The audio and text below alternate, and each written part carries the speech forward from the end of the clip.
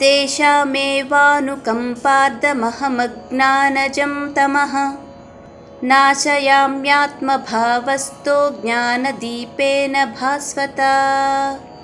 11వ శ్లోకం యొక్క భావాన్ని పరిశీలించినట్లయితే, వారి మీద వాత్సల్యంతో వారి హృదయంలోనే ఉండే నేను అజ్ఞానముచే ఏర్పడిన చీకటిని ప్రకాశవంతమైన జ్ఞానదీపముచే నాశనం చేస్తాను అర్జున. అర్జున ఉవాచ పరం బ్రహ్మ పరం ధామ పవిత్రం పరమం భవాన్ పురుషం శాశ్వతం దివ్యం ఆదిదేవమజం విభుం ఆహుస్త్వాం ఋషయః సర్వే దేవర్షిర్నారదస్తతా అసితో దేవలో వ్యాసః స్వయం చైవ బ్రవీషి మే. 12 మరియు 13వ శ్లోకాల యొక్క భావాలను పరిశీలించినట్లయితే, అర్జునుడు శ్రీకృష్ణ భగవానుడితో ఈ విధంగా పలికెను: నీవే పరబ్రహ్మము, పరంధాముడవు, సర్వోన్నతమైన పవిత్రమునర్చేవాడివి, నిత్య సనాతన భగవంతుడివి, ఆదిపురుషుడివి, జన్మరహితుడివి, ఇంకా అత్యున్నతమైన వాడివి కూడా కృష్ణ. మహర్షులైన నారదుడు, అసితుడు, దేవలుడు మరియు వ్యాసుడు వంటి వారు ఈ విషయాన్ని ఎన్నడూ చాటి చెప్పారు. అయితే ఇప్పుడు స్వయంగా నీవే నాకు ఈ విషయాన్ని ప్రకటితం చేస్తున్నావు మాధవ. సర్వమేతదృతం మన్యే యన్మాం వదసి కేశవ నహి తే భగవన్ వ్యక్తిం విదుర్దేవానదానవాః. 14వ శ్లోకం యొక్క భావాన్ని పరిశీలించినట్లయితే, ఓ కృష్ణ, నీవు చెప్పిందంతా సత్యమేనని నేను దృఢ విశ్వాసంతో నమ్ముతున్నాను. దేవతలు కానీ దానవులు కానీ నీ యొక్క ఈ యథార్థ స్వరూపంను తెలుసుకోలేరు కృష్ణ.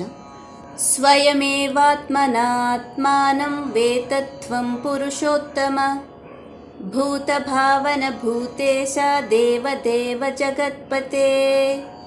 15వ శ్లోకం యొక్క భావాన్ని పరిశీలించినట్లయితే, ఓ పురుషోత్తమ, సకల భూతముల సృష్టికర్త అయిన వాడా, సర్వభూతేశ దేవదేవ జగత్పతే, నిజానికి నీవు మాత్రమే నిన్ను నీ అతీంద్రమైన శక్తి ద్వారా తెలుసుకోగలుగుతావు కృష్ణ.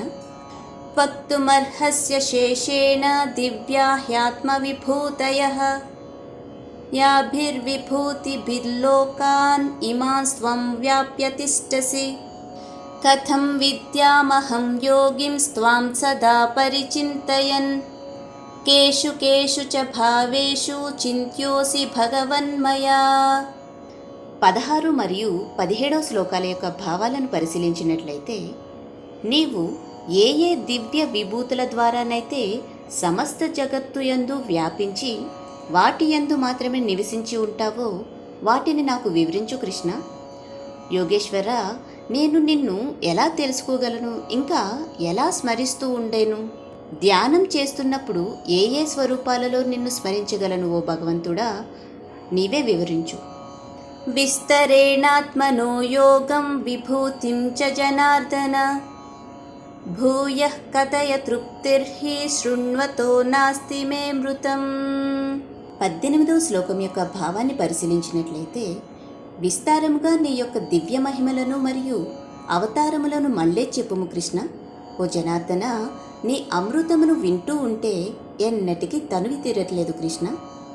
శ్రీ భగవానువాచ హంతతే కథయిష్యామి దివ్యా హ్యాత్మ విభూతయః ప్రాధాన్యతః కురు శ్రేష్ఠ నాస్త్యంతో విస్తరస్య మే. 19వ శ్లోకం యొక్క భావాన్ని పరిశీలించినట్లయితే, శ్రీకృష్ణ భగవానుడు ఈ విధంగా పలికాను: ఇప్పుడు నా యొక్క దివ్య విభూతులను నీకు క్లుప్తంగా వివరిస్తాను అర్జున. ఎందుకంటే వాటి వివరణకి అంతమే ఉండదు అర్జున. అహమాత్మా గుడాకేశ సర్వభూతాశయస్థితః అహమాదిశ్చ మధ్యంచ భూతానామంత ఏవ చ.